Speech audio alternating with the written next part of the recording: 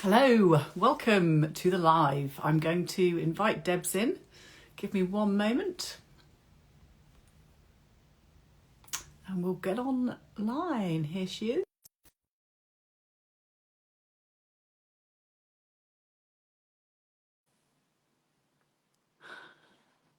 Amazing. Straight in there, I think. Oh, hold Wrong on. way round. Yeah. How Not do I just me do? that does that. Oh, I don't know how to change it. Hmm.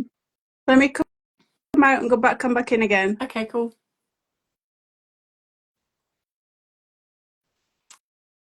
Let's just try again. Invite. Hello, Hazel. Hi, Gemma. Good to see you. Very strange. Wrong way round. I know. I don't know why it's doing that.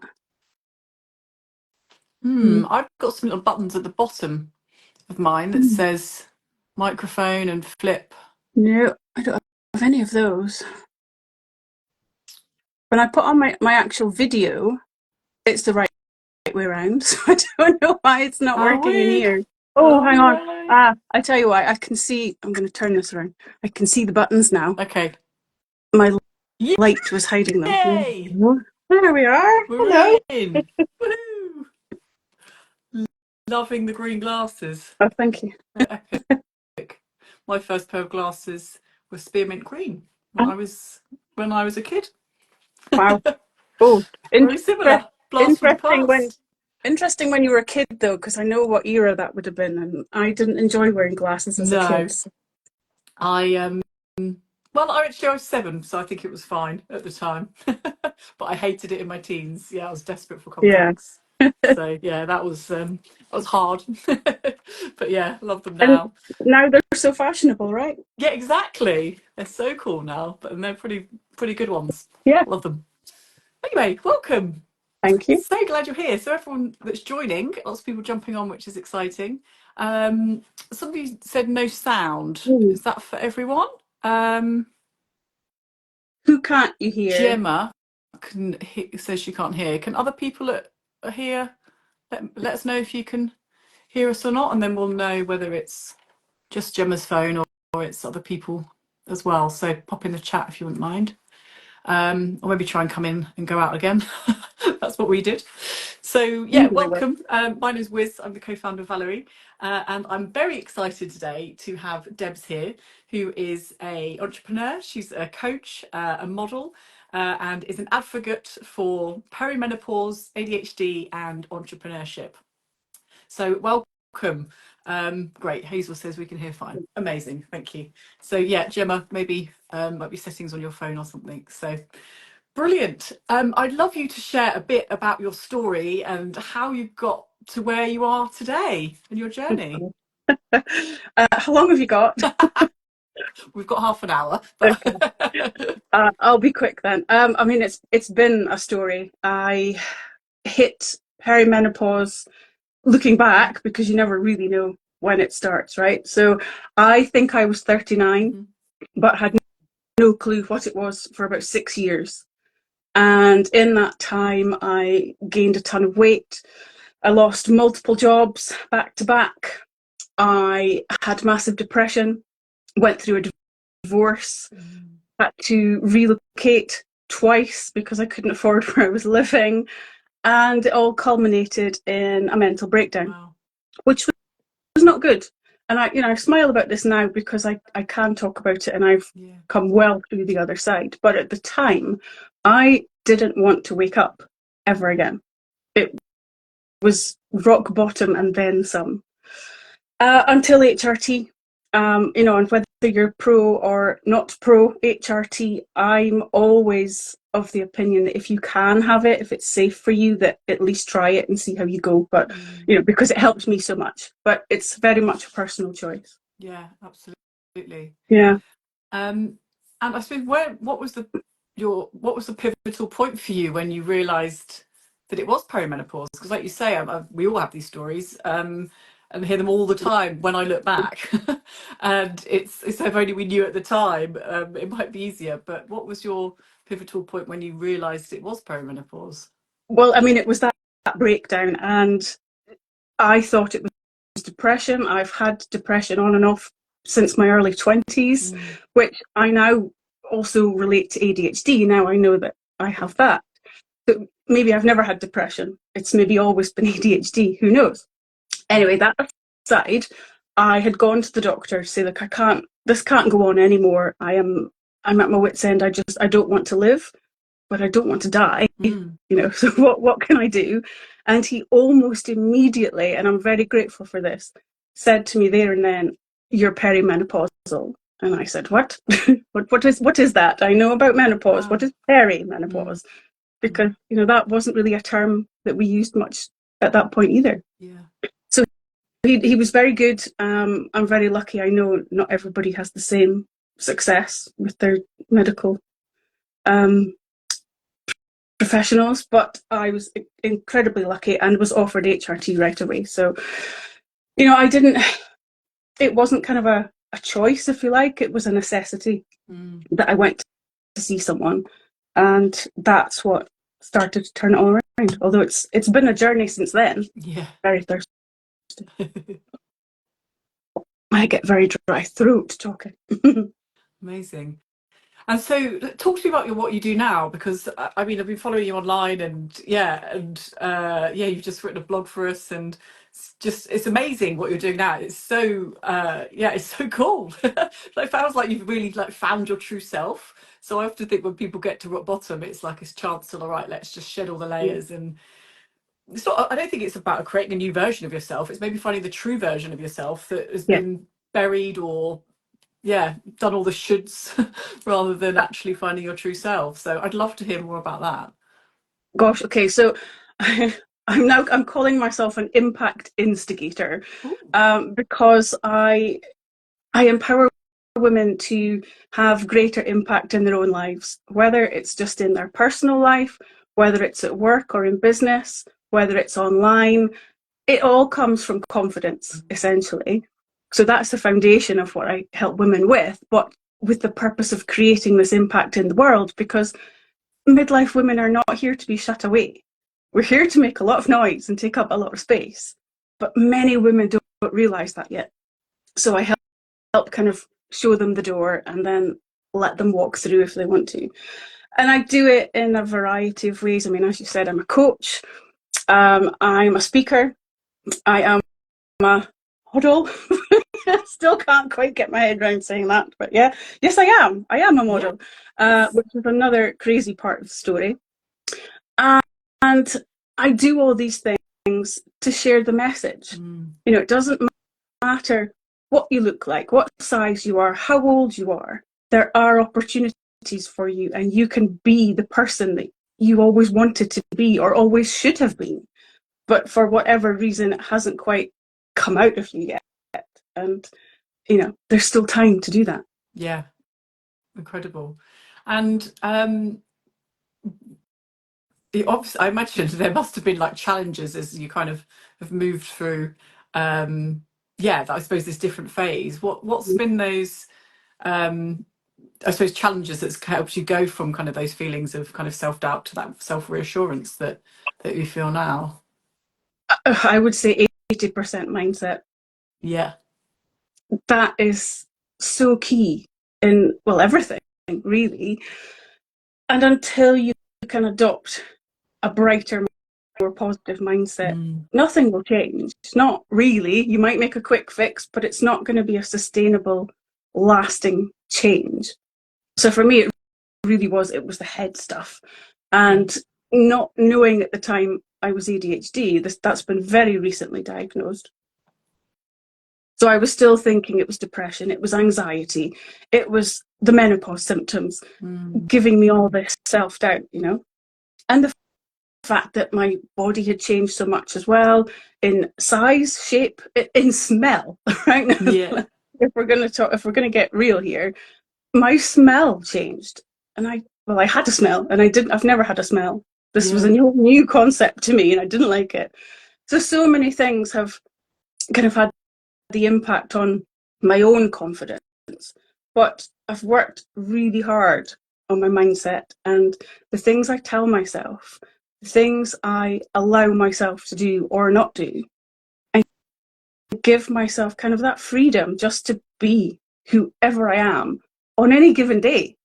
I could be a completely different person tomorrow, but that's okay because it's still part of me. And this kind of permission, if you like, has probably been the single most important thing I have implemented to my own life to give me that freedom of just existing and getting to know myself better so that I can make better choices and take better actions and ultimately kind of get to this point where I am now. And there's still a long way to go. I'm not done yet, but I'm a world away from where I was, say, 2 years ago, even 1 year ago. Yeah. And what are those mindset? How do you do that? Because lots of people, I do a lot of mindset work myself as well. But I think if you're new to it, it's like, well, how? Like, how Yeah. do you quieten the monkey mind and Mm. the negative thoughts? And what would your tips be if that you found has helped you? Because it's different for everyone. I know talking to other people, what resonates with me sometimes is different for other people. So I'm always interested to hear what's worked for you. Yeah, and I'm not a conventional person at all. I don't do the journaling stuff. I have tried. Yeah, I used to write a diary as a kid every single day, pages and pages, but I can't do it yeah. now. Don't know why. Doesn't feel right with me. I can't be Mm. bothered almost. But I will sit and just play it over in my head. I spend a lot of time just talking to myself in my head and listening to my body and feeling into my body. Mm. What feels good and what doesn't feel good. And I rely a lot on my gut. This is, for me, my mindset is practically my gut Mm. because I just know intuitively if something is the right thing or not because it's here. Right? Yeah. You get that squirmy feeling or you get the excited tingles or whatever it might be. And it's the space, I guess, to just sit with yourself and learn who you are. How you then transmit that into an action is the bit that's different for everyone. It might be the journaling, might be the manifesting, could be that you meditate. All these things Mm. are great if they suit you. I do none of those. I just sit and have conversations with myself, Yeah. which probably makes me sound a bit crazy, but it works for me. No, not at all. And actually, it's really refreshing to say that. And I remember the first time someone said, "Oh, you've got to get up at 7 a.m. or 5 a.m. or whatever time and join the fun." No, it's not 7, it's 5 a.m. club or whatever it is. And I'm just, I No. am never going to do that. And it's just like, that suits that person, that's fine. But I'm never going to do that. And like the routine, and I Yep. know I should have more routine, but actually, I like variety. So it's giving yourself that freedom. But yeah, I really resonate with that mind and body thing, and actually, certainly that intuition and is a superpower, particularly for women. I think there's so much of that emotional intelligence and that intuition that perhaps we haven't utilized before or tapped into. And I think the more that you listen to yourself and your body, it's like a muscle, and it starts to build, and you can then start to trust yourself, trust it as well, because sometimes I do it as well, and I was like, ah, damn, I noticed that and I didn't Yeah. act on it, Yeah. and it screwed up so many times. Yeah. But you've learned, So right? You learned in that moment and you yeah, won't screw up again yeah, in that yeah, particular instance. So, yeah, yeah. definitely. And I suppose we've been talking a lot at Valerie this week about kind of confidence. Mm. We've got this We See You campaign where we've had these four amazing women talking about their experience in perimenopause and the challenges around it. And confidence is really something that's been a theme that really impacts a lot of women. I suppose for women that are struggling with their body image or self-esteem, and kind of that affecting their confidence, what would your tips be to them? Do you know what? It is a big change, right? There's no getting away from that. Whether it's the mental changes or the physical changes, usually both. There's no getting away from it, right? So for me, the first thing I like to encourage women with is acknowledgement of the state you are in right now, and then accept it. Because in that moment, you can't do anything else. You can't click your fingers and change it. You can't close your eyes and wake up and suddenly everything's perfect. So you have to accept it, right? You really don't have a choice. But in the beginning, it is a choice. You have to be consciously making that decision to accept where you are. You may not like where you are, but that's the next step. You know, if you can accept where you are, that's when you can start to make changes. If you don't know where you are right now, how can you know what you could be or want to be or should be? You'll never have that sort of benchmark, that starting point. So you have to get to know yourself in the moment. And then in the instance of doing that, in fact, every minute of the day, self-compassion is massive. It's that permission again, you know, be kind to yourself. Think about what you're telling yourself every day. What's the language that you use? Are you constantly saying, oh, I'm not good enough, I'm too fat, I'm too old, I'm far too tired, I'm past, you know, what are you telling yourself? Because whatever you tell yourself, it's like the Henry Ford statement, right? Whatever you're telling yourself is true. So switch it up. Tell yourself something else. You don't need to go as far as saying, oh my God, I'm amazing. You know, that you might in time get there, but just be kind. Just even say hello to yourself in the morning with a smile. Hi, how are you today? Yeah, I'm okay, thanks. It's better than, yeah, I'm crap. You know, just switch up a notch and make it positive. And try to be mindful of that with everything that you're doing and saying to yourself. Reframe your whole kind of narrative. Yeah, absolutely. So the one question, obviously, I've been waiting to ask for ages is, tell me how you became a model and did a naked photo shoot. Well, Waited menopause. a whole 13 minutes to ask this. Well done. It was menopause, right?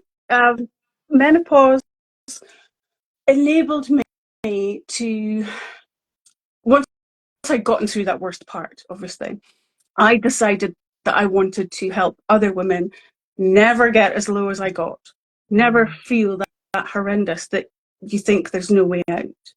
And in doing that, I started to apply for articles in the press to share my story, to try and bring the positive aspects of things, to educate women on what might be going on. And thankfully, within that sort of 2-year gap, things have improved an awful lot, which is amazing. But in doing those, I, of course, got to know a couple of journalists, and one of them had shared on her Facebook that she was needing people, women, not necessarily midlife or menopausal, but just women who no longer looked at themselves in the mirror because they didn't like what they saw. I was like, oh, that's me. That's me. And I instantly messaged her and applied for it. Why? I have no idea. I don't know where it came from. Did you know it Well, was it was the gut naked at thing. that point, or it Yes, was just yes. it was, yeah, Knew it was it going to be wasn't nude. just the look in the mirror. Nope. It was like, I know it's going to be nude. I don't show my naked body to anyone, even partners I'm very, very hidden with. Yeah, I'll do this. I'm like, what am I doing? Oh my God. But do you know what? It's the single most liberating thing I have ever done in my life. Incredible. And it was a massive, massive turning point. The whole experience, the kind of the minute I walked into the studio, everyone was lovely, of course. It was an all-female studio crew, which was great. There were 4 other ladies who, in my opinion, all had far better bodies than me. Right? And I'm like, what are you doing here? Why can you not look in the mirror? Don't be ridiculous, you know? But in talking to them, they all had their own challenges and misperceptions about themselves.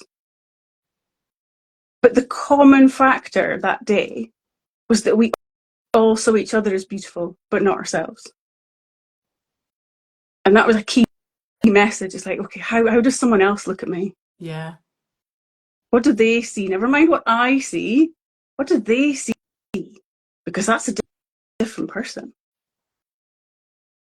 And Yeah. I just walked in there and we're like, oh, like, take all your clothes off, and here's a little thong thing that you're supposed to wear, and here's a robe. Oh, I can't be arsed with the robe. I'm sorry. It's just too much on and off, on and off.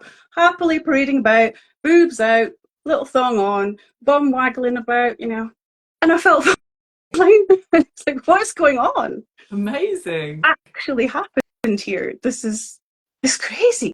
It's like someone had just pushed a button or something and said, right, you're free. Nobody cares what you look like. So stop caring about it yourself and go and prove it.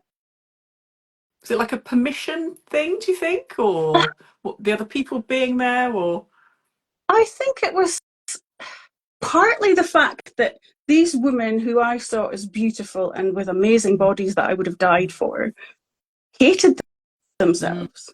Mm. And they were all so nice and complimentary to me. And I'm thinking, hang on, if you can't see that you're beautiful, but you are, that's the same thing that I can't see, but you're telling me I am. Yeah. So it's almost, it's validation in a way, but in a way with, connected people, with the shared experience, and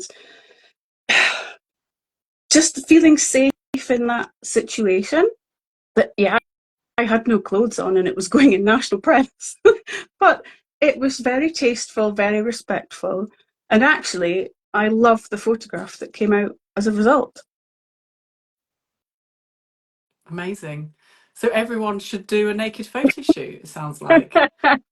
Well, if you're up for it, I highly recommend it. I've done a boudoir shoot as well. In fact, if you can see this, so that's me and my boobies wearing nothing but neon paint. Oh wow! I can just Yeah, see from here, like just neon. Looks just like an abstract something, but that's awesome. exactly right. That was another phenomenal experience. Again, I just was quite happy to be painted stark naked by complete strangers. I seem to have lost all inhibition Yeah. with my body. Not to the point where I'm going about running around the streets naked. It's not that. It's in the right situation that I don't really mind what anyone else thinks of my body. I know what I think of it, and it's not perfect. I know I'm not beautiful. I'm not stunning, and most people will look at me and go, "You can't be a model," but I am. Yeah. I'm So doing it because I'm doing it for normal people. yeah, brilliant. Well, if anyone's watching live and has got any questions, please do pop them in the chat, and we can go through those. But yeah, tell me a bit more about how you work with women. I mean, yeah, it's so inspiring hearing your story. I'd love to hear a bit more about kind of what you do and the type of people you work with and the breakthroughs that they've potentially had. Mm. So I only now work with midlife women, Mm. usually entrepreneurs Yeah. who are stuck with their business and they don't know why. They've had a bit of success, but they can't kind of take it to the next level. And for me, it comes down to, in particular, in business and in life, it's your personal brand. And your brand is not a logo. It's not the colors of your website. Your brand is who you are inherently. And that applies through your entire life. You should carry the same values in your personal life and your business. So to me, a brand is your life. It is the essence of you. So that's where we really dig deep in my sort of mentoring sessions to uncover what their brand really is, what it actually means to them, and how can they express that. Then once we get to that point, it's really about the mindset shifts of, yes, you can do this, and yes, you are that person, you are good enough, you are capable, you can do it. You can get the success that you want. And then we work on the confidence to get themselves out there and be more visible, take up more space, have more impact. so that in turn that reflects in their business success. But the same things I teach can apply to women who are not entrepreneurs, because it can help them achieve personal goals. They're maybe not confident enough to join a gym, for example, because they want to be fitter, healthier. They maybe struggle to make new friends. They maybe don't have a purpose or a direction in life. And digging deep into the core of them it's at the heart of everything. So that's why I kind of call myself the instigator, because I get them to the point of, oh, they now know what it is. And I can give them some tangible steps to work on to get to the next stage. Brilliant. And for anyone listening now, what would your, I suppose, number one step of advice be for them to do if they're feeling like they're lost or they're kind of lacking confidence at the moment? What was something that they could go away and do or reflect on, or not journal on? Well, journal if they want to, you know, absolutely fine. I don't mind if you journal. You know, excuse me, I really would just encourage women to first of all know that they're not alone in this whole midlife, perimenopausal, whatever journey. There's always someone else that's going through something very similar to you. So find that person or that group of people and get yourself this little support network. It might be me, you know, come and chat with me. That's fine. Maybe it's a friend, maybe it's your sister, whoever, right? But find that one person you can confide in that gets it, that you don't feel you're talking to a brick wall at. And then really dig deep into yourself. Just start to understand what it is you want. Not what you can't have, not what you think you can't do. What do you want? What does the rest of this life mean to you? And then you can work on that. You have a goal. You have a purpose again. Feel worthy of the rest of your life by having this sort of destination, if you like, somewhere that you want to work towards getting to, whatever that is for you, business or personal, doesn't matter. But claim it and do the work to find what really like fires you up inside, what's going to get you up in the morning and keep you feeling positive. But never ever stop being kind to yourself. Absolutely. Love that. Yeah, and I think it is about finding kind of that community as well. And it's I think it's an interesting phase as well when you kind of hit perimenopause. It's kind of you reassess all areas of your life, and yeah, sometimes you have to find new people to hang out with or people that understand what's going on. And yeah, it's something we've got a WhatsApp group for Valerie, our Valerie community.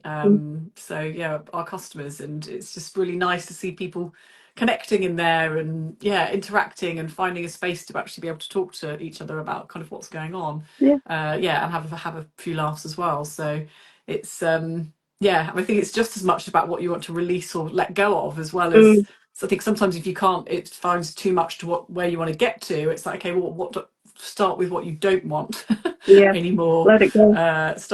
Let it go, and then create the space then to be able to find out what that next new thing is. And that can be letting go of people as well, by the way.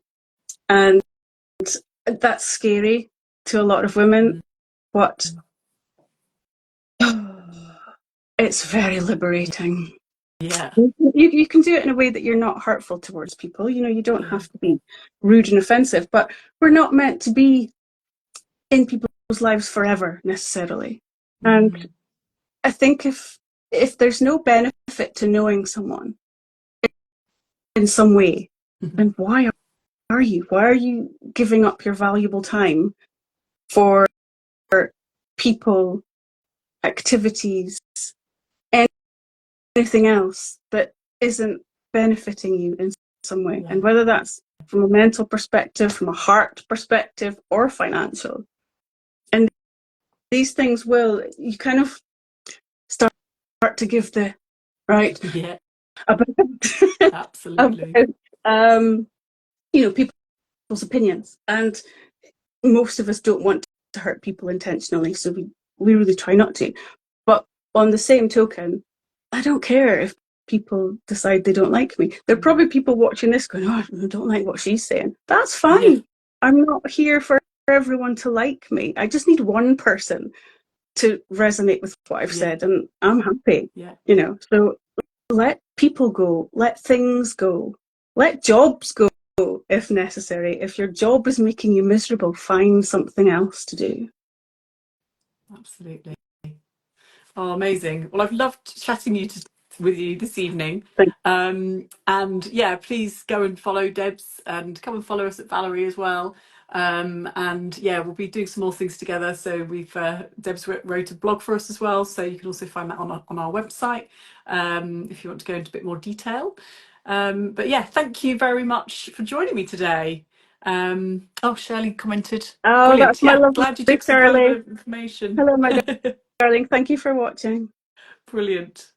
Okay, cool. Well, I will see you very soon. Thanks, Wes. Nice to Thanks a see you. lot. Bye. Bye.